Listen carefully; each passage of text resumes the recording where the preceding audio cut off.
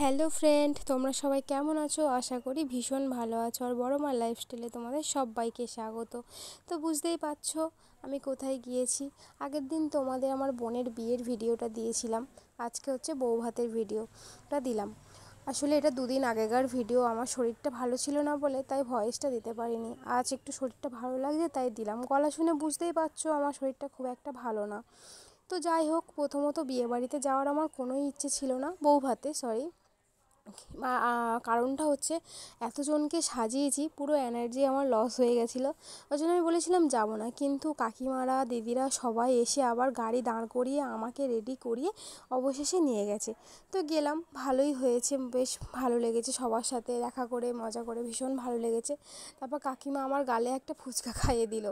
আর ফুচকা বলতে ওই দুটো তিনটে মতো ফুচকা খেয়েছি, বেশ ভালো, খারাপ না। তারপর বিয়েবাড়ির ডেকোরেশনটা তোমাদেরকে একটু দেখালাম। দেখো কত সুন্দর করেছে, আমার তো ভীষণ ভালো লেগেছে। আর সত্যি খুব সুন্দর করেছে, লাইট টাইট লাগে, মানে যেমনটা হয় তেমনটা, ভীষণ ভালো। আর আমার বোনকে তো দেখেছো, খুব মিষ্টি একটা মেয়ে, ছোট্ট একটা মেয়ে একদম। তো আমরা সবাই মিলে মানে ভীষণ খুশি, নাচ গাছ করছিলো বোনেরা, এদিকে সবাই মানে প্রচণ্ড আনন্দ করছিলো।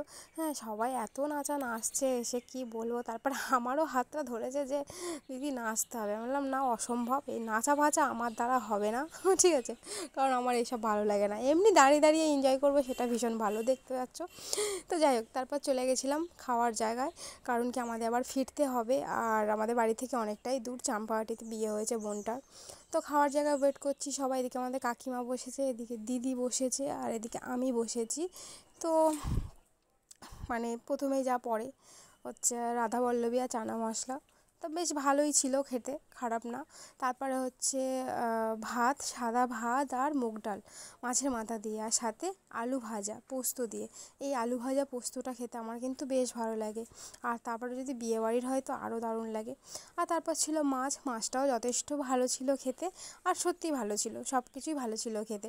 কিন্তু আমরা তো আর খাওয়ার পাচ্ছি না, আমরা আর মানে বেশি খাওয়ার ভুক্তভোগী আমি না।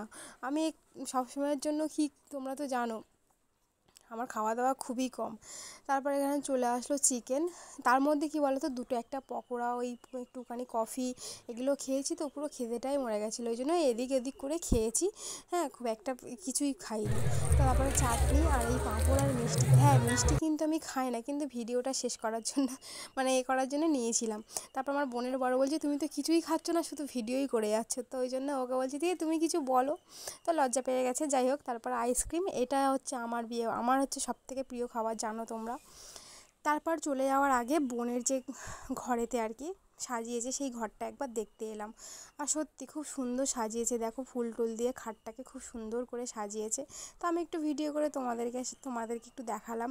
আর ভীষণ ভালো লাগছিলো। আর দেখো না, আমি না একদম নর্মাল সিম্পল সেজেছি, দেখেই বুঝতে পারছো। আর এদের ড্রেসিং টেবিল আর ওই যে আলমারিটা কাকারাই দিয়েছে সব কিছু বোনকে আর কি। তো ভীষণ সুন্দর হয়েছে, সমস্ত জিনিস খুব ভালো হয়েছে। আর সত্যি ওদের ওখানে সবাই খুব নাম করেছে, সবাই ভীষণ ভালো বলেছে। যাই হোক, একটা মাত্র মেয়ে দেবেই নাই বা কেন, আর মেয়েটা ভীষণ ভালো মেয়ে, সত্যি খুব ভালো মেয়েও। তারপরে দেখো বিয়েবাড়ির ভিতরের ডেকোরেশনটা তোমাদেরকে দেখানো হয়নি বলে লাস্ট একবার চলে যাওয়ার আগে ডেকোরেশনটা দেখিয়ে দিলাম। সত্যি খুব ভালো করেছে। তারপর বোনের কাছে গেলাম একটু মানে বোনের সাথে কথা বলতে। আর এখানে জানো তো বিয়েবাড়ি মানে গান, আমি হচ্ছে গান আর দিতে পারলাম না, আমি বোনকে একটা চুমু খেয়ে নিলাম। আর ওখানের ভয়েসটা দিতে পারলাম না, একটাই কারণ যে আমি কপিরাইট খাবো, এই জন্যই। তো চলো ভিডিওটা এখানেই শেষ করি, টাটা।